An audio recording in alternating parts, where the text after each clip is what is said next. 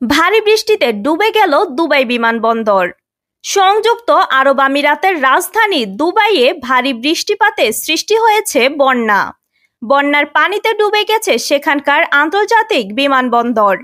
বিশ্বের অন্যতম ব্যস্ততম এই বিমানবন্দরের কার্যক্রম বন্ধ হয়ে গেছে। ভারতীয় সংবাদ মাধ্যম এনডিটিভির এক প্রতিবেদন থেকে এই তথ্য জানা যায়। সামাজিক যোগাযোগ মাধ্যমে ছড়িয়ে পড়া ভিডিও থেকে দেখা যায় বৃষ্টির পানিতে ডুবে গেছে বিমানবন্দর, সেখানে চলছে উড়োজাহাজ। এনডিটিভি বলছে, দুবাই আন্তর্জাতিক বিমানবন্দরটি সারা বিশ্বের যাত্রীদের জন্য ব্যস্ততম এয়ার হাব হিসেবে পরিচিত। মঙ্গলবার ভারী বৃষ্টিপাতের ফলে এই বিমানবন্দরের ফ্লাইট পরিচালনা বিপজ্জনক হওয়ার কারণে অসংখ্য আগত ফ্লাইট সরিয়ে নিতে বাধ্য হয় কর্তৃপক্ষ। সাধ্যের মধ্যে অরিজিনাল ব্যবহৃত ল্যাপটপ কিনুন, নিজের শখ পূরণ করুন।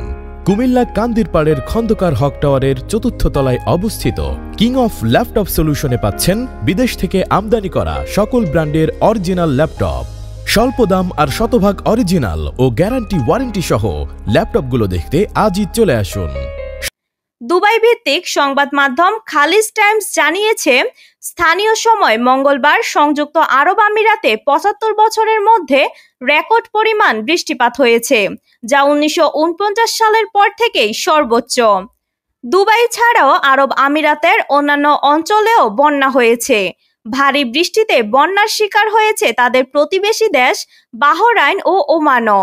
ওমানে এখন পর্যন্ত ১৮ জনের মৃত্যু হয়েছে, যাদের মধ্যে বেশিরভাগই শিশু। Shamima Sultana, news desk, news plus.